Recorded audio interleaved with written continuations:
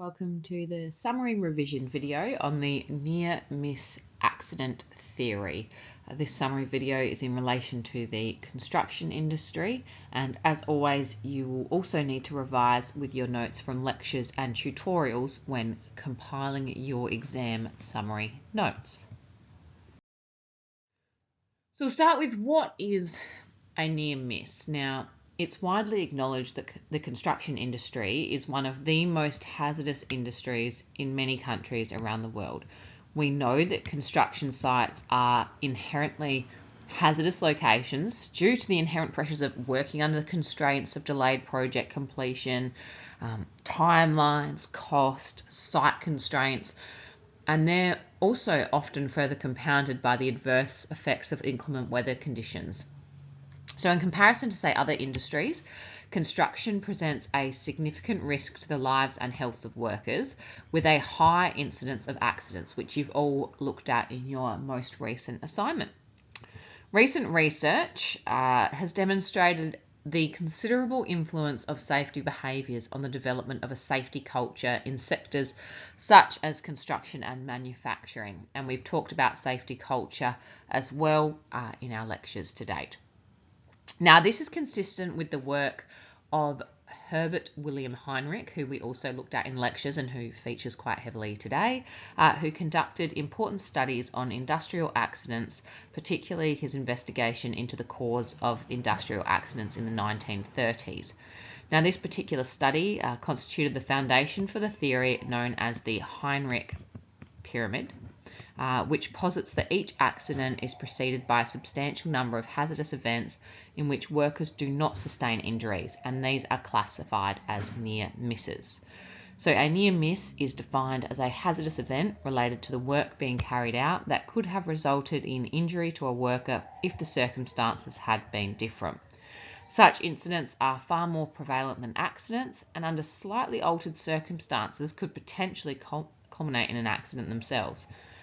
Now, in order to reduce the number of accidents and thus improve the state of occupational safety in the construction industry, it is necessary to undertake a detailed analysis of near misses for each site or each genre, which you have all done in your most recent assignment, in order to identify the underlying causes and to inform future prevention strategies. So based on the identified near misses and their causes, an assessment of the potential risk of future accidents can also be conducted. Now, near-miss events represent a significant source of knowledge, and the learning derived from such events constitutes an essential component of the maintenance of safe work systems. A deeper comprehension of the role of near-miss events in the occurrence of occupational accidents in construction can enhance the precision of predictions and the evaluation of occupational risks. However, like we've said in class, this is only feasible if these incidents are meticulously documented and scrutinised, and the insights gleaned are distributed and shared among the workforce, which we know doesn't always happen. So examples of a near miss, I will leave this up here for you to just pause and have a look through. So the accident theory. So many safety practices are reactive, not proactive, as they tend to happen after a near miss or loss has already occurred. And we discussed this in our lecture on this topic and again in tutorials. So we must be proactive in our approach to safety and help protect our most important assets in construction, which are our employees. Now, there is a theory suggesting that there is a ratio between the number of serious accidents compared to the number of near misses or close calls. And this is called the accident pyramid, also known as Heinrich's accident pyramid. So what is it? Well, it's really a pictorial description of the relationship between the occurrences and more serious incidents and accidents. Now, in his book, and you don't have to read the book to understand the theory, but it was a 1931 book called Industrial Accident Prevention: A Scientific Approach, and Heinrich put forward the following concept that has now become known as Heinrich's law. So in a workplace, for every accident that causes a major injury, there are 29 accidents that cause minor injuries and 300 accidents that cause no injuries. Now, this is commonly depicted as a pyramid, as seen below, and sometimes the number 29 is rounded up to 30 for simplicity. Now, Heinrich's law is based on probability and assumes that the number of accidents is inversely proportional to the severity of those accidents, and it leads to the conclusion that minimizing the number of minor incidents will lead to a reduction in major accidents, which we know is not always the case.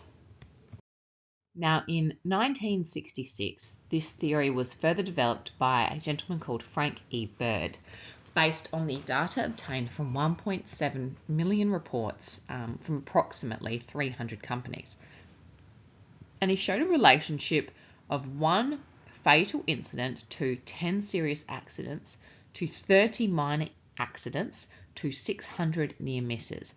But it should be noted here that only the reported cases are taken into account and not any unreported cases. So the major use of the triangle today, and whether you use the Frank or the Frank E. Bird or the Heinrich's original, the main use is to convey the message that serious accidents tend to happen rarely, whereas on the other side, near misses or incidents would happen more frequently, but usually having less consequences for serious injury or damage to the individual.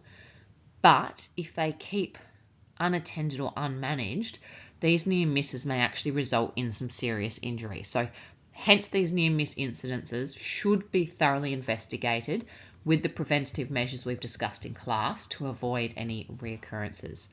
So in essence, what the triangle portrays is that for every 600 near misses, there are typically 30 minor accidents, so that might be property losses or similar, 10 serious accidents, which might result in lost time because the workers are in hospital or seeing a doctor, and 1 major accident. So the top 3 levels are part of the reactive process of an accident where it's too late, so damage has already occurred and people are hurt, whereas the near misses have occurred or occur prior to that serious accident or injury happening. So in summary, the near-miss accident theory in construction is based on the idea that most accidents are preceded by many or numerous hazardous events called near misses. Now, the theory is also known as the Heinrich pyramid or the accident triangle. Now, the theory again suggests that there is a ratio between the number of serious accidents and the number of near misses.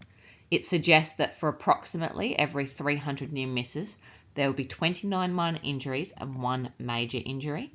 And it's really all about focusing on reducing these minor accidents and near misses, and that this will lead to a decrease in serious accidents in the construction industry.